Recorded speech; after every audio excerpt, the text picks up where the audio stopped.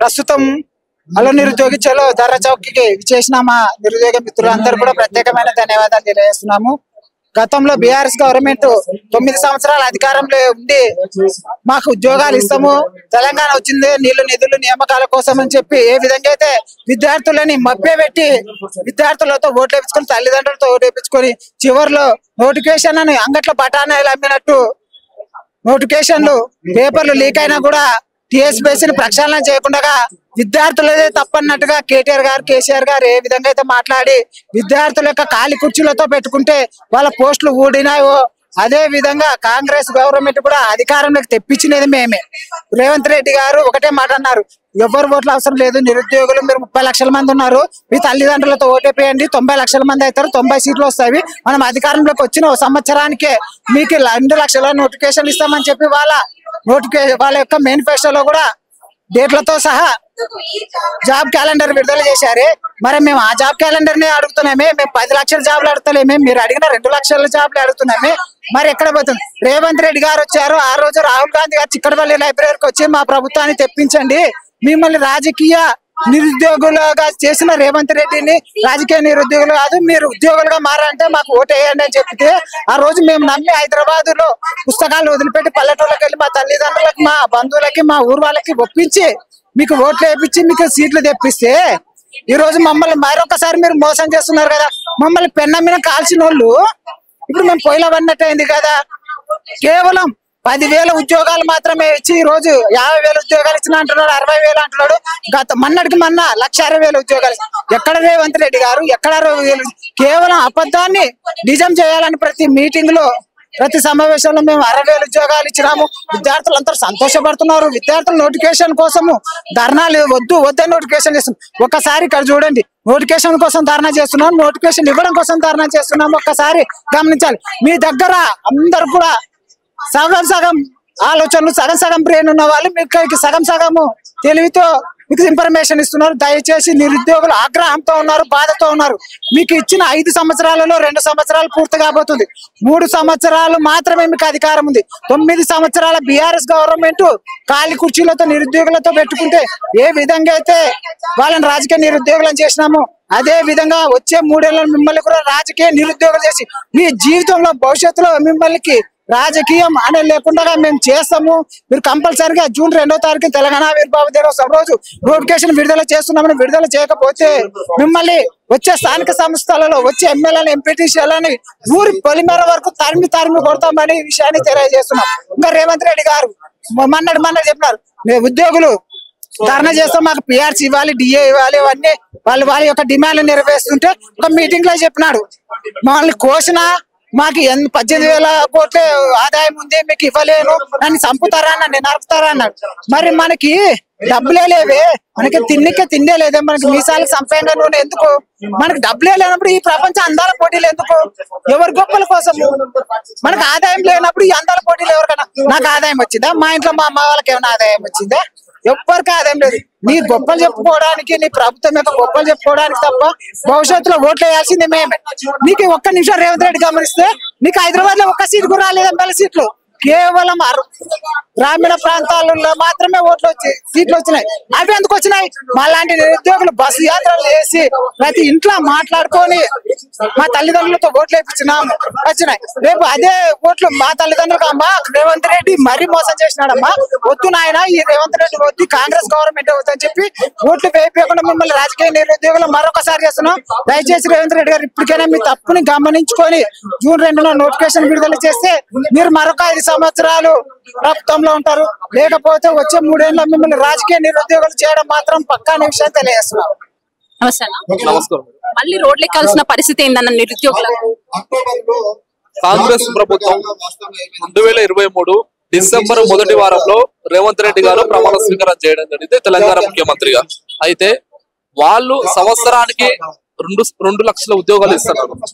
Job calendar ప్రకారంగా అన్ని SI కావచ్చు, కానిస్టేబుల్ కావచ్చు, ఇంజనీరింగ్ కావచ్చు, జేఎల్ కావచ్చు, డిఎల్ కావచ్చు, ఆ ప్రభుత్వ ఉద్యోగాలకు సంబంధించి జాబ్ క్యాలెండర్ ప్రకారంగా నోటిఫికేషన్స్ రిలీజ్ చేస్తున్నారు, ఉద్యోగాలు కల్పిస్తామన్నారు.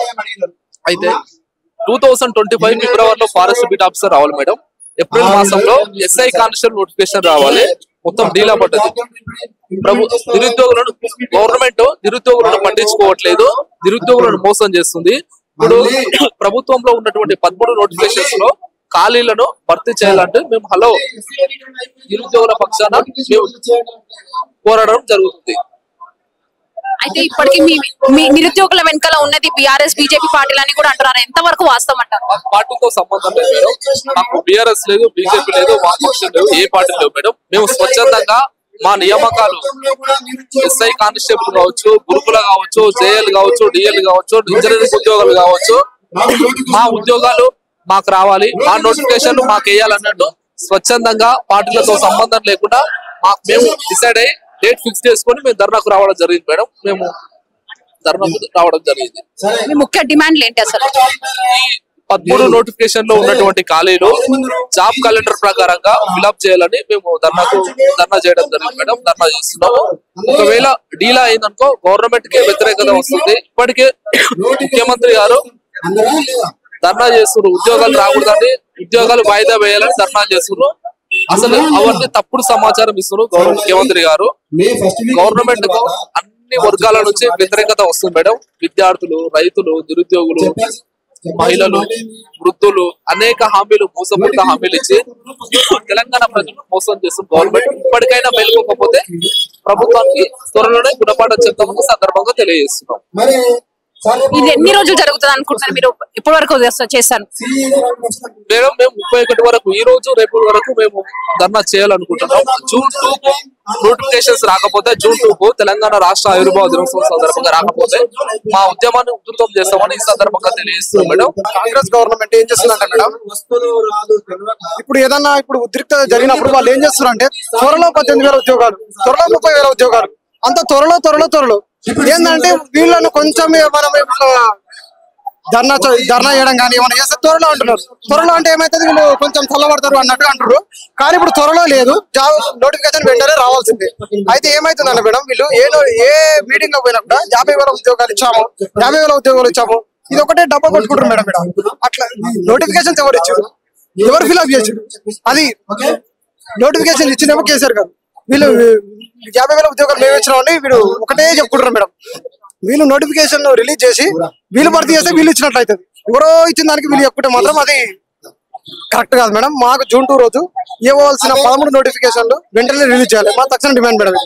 ఒకవేళ ఇవ్వకపోతే ఈ ఉద్యమాన్ని ఇంకా ఉధృతం చేద్దామని మేము అనుకుంటున్నాం మేడం. అశోక్ నగర్ కి వచ్చి ఇంతవరకు ఎవరైనా కాంగ్రెస్ ప్రభుత్వం నుంచి ఎవరైనా వచ్చి మిమ్మల్ని కలిసారా? అశోక్ నగర్ కి కాంగ్రెస్ ప్రభుత్వం నుంచి ఎవరైనా వచ్చి మిమ్మల్ని కలిసారా?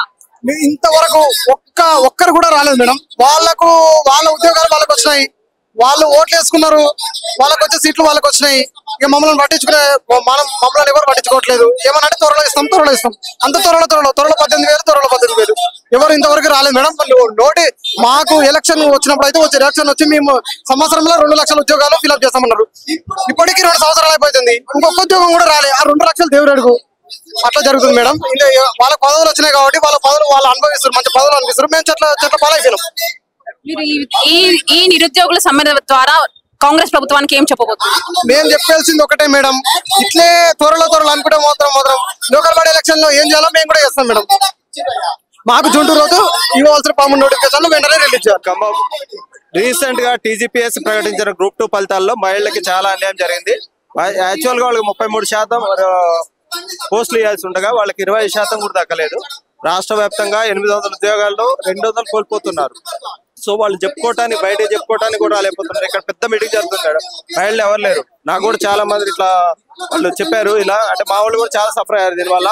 దయచేసి టీజీపీఎస్సీ గ్రూప్ 2 ఫలితాల్లో మహిళలకి 33% ఇచ్చిన తర్వాత రిమైనింగ్ ఫలితాలు జనరల్ చేసి అందరికి ఇవ్వాలి. కానీ 2 పోస్టులు ఉన్నాయి, 3 పోస్టులు ఉన్నాయని మహిళలకి ఇబ్బంది చాలా అన్యాయం జరిగిపోతుంది మేడం. దయచేసి టీజీపీఎస్సీ రిజల్ట్స్ సవరించి గ్రూప్ 2 ఫలితాల్లో 33% మహిళకి ఇచ్చిన తర్వాత మిగతా పోస్టులు జనరల్ చేసి అందరికి ఇవ్వాలి. ఆ విధంగా ప్రభుత్వం చర్యలు తీసుకోవాలని నిరుద్యోగుల తరఫున కోరుతున్నాం. మహాధర్నా కార్యక్రమానికి విచ్చేసినటువంటి నిరుద్యోగ మిత్రులందరికీ, దాంతో పాటు మీడియా మిత్రులందరికీ, పోలీస్ బృందానికి కూడా మేము ధన్యవాదాలు తెలియజేస్తా ఉన్నాం. ఎందుకంటే ఈ మహాధర్నా కార్యక్రమం యొక్క ముఖ్య ఉద్దేశం ఏమిటంటే ఈ యొక్క జూన్ 2 నాడు తెలంగాణ రాష్ట్ర ఆవిర్భావ సందర్భంగా నిరుద్యోగులకు శుభవార్త తెలియజేస్తారనేటువంటిది మేము అనుకుంటా ఉన్నాం. గౌరవ ముఖ్యమంత్రి గారు మీరు జూన్ 2 నాడు ఈ యొక్క నోటిఫికేషన్ విడుదల చేయకపోతే మీరు తట్టుకోలేరు. మళ్ళీ ఈ యొక్క నిరుద్యోగుల నుంచి అంత పెద్ద మహా ధర్నా కార్యక్రమాన్ని నిర్పిస్తాం. ఈ మిలియన్ మార్చ్ లాంటి అంత పెద్ద కార్యక్రమాన్ని కూడా మేము సన్నద్ధం అవుతామన్నటువంటిది కూడా తెలియజేస్తా ఉన్నాం. ఎందుకన్నా ఇప్పటికి రేవంత్ రెడ్డి గారు ఇస్తామని చెప్తున్నారు కదా, మళ్ళీ ఎందుకు మళ్ళీ ఇక్కడ ధర్నా పెట్టాల్సిన అవసరం? గౌరవ ముఖ్యమంత్రి గారు, మీ యొక్క ప్రభుత్వం వచ్చిన తర్వాత 17 నెలలు అయిపోయింది, ఒక్క నోటిఫికేషన్ అని ఇచ్చారు. అయ్యా మీరు 11,000 మాత్రమే ఇచ్చేసి 50,000 60,000 ఇచ్చేసినాం అనేటువంటిది చెప్తా ఉన్నారు ప్రతి ఒక్క పబ్లిక్ మీటింగ్ లో. మీరు ఒక అబద్ధాన్ని 100 సార్లు చెప్పి దాన్ని నిజం చేద్దాం అనుకుంటా ఉన్నారు, కానీ అది కుదరదు. మీరు ఇచ్చింది 11,000 కంటే ఒక్కటి ఎక్కువైనా కానీ మమ్మల్ని ఉరి తీయండి. మీరు వేసేటువంటి ఏ శిక్షకైనా మేము ధైర్యంగా ఎదుర్కొంటాం. అదే మీరు 11,000 కంటే ఒక్క ఉద్యోగం ఎక్కువ వేసినామని నిరూపించకపోతే ఈ యొక్క ధర్నా చౌక్ వచ్చి మీరు మీ యొక్క ముక్కు నేలకు రాయండి.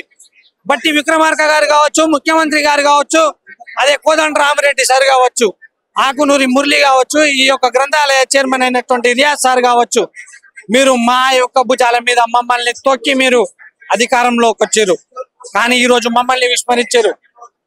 ఈ యొక్క కాంగ్రెస్ పార్టీకి హెచ్చరిస్తా ఉన్నా, మీరు 1,50,000 ఉద్యోగాలు ఇవ్వలేదు. 2 లక్షల జాబ్ క్యాలెండర్ అనేటువంటి అందులో 2 లక్షలు ఇస్తామన్నారు ఏడాదికి. మీ రాహుల్ గాంధీ గారు వచ్చి చిక్కడపల్లిలో ఛాయ్ తాగి వెళ్తారు. ప్రియాంక గాంధీ గారి వచ్చి యూత్ డిక్లరేషన్ అనేటువంటిది విడుదల చేశారు కదా, దానికి ఎక్కడ ఉంది విలువ? రంగుబాజ్ మాటలు మాత్రమే మాట్లాడారు.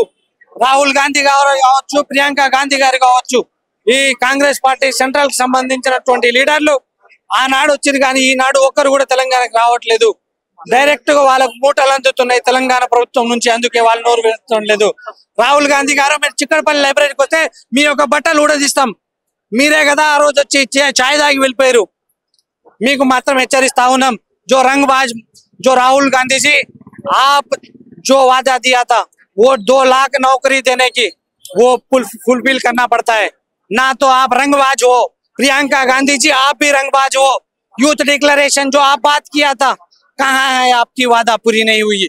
जब यहाँ ये मुख्यमंत्री रेवंत रेड्डी जी भी ये भी रंगबाज है, ये तमाम लोग कांग्रेस पार्टी के लोग रंगबाज है। ఈ యొక్క ఉసరివెల్లి మాటలు మాత్రమే మాట్లాడతారు కాంగ్రెస్ పార్టీ నాయకులు అని తెలియజేస్తా ఉన్నాం.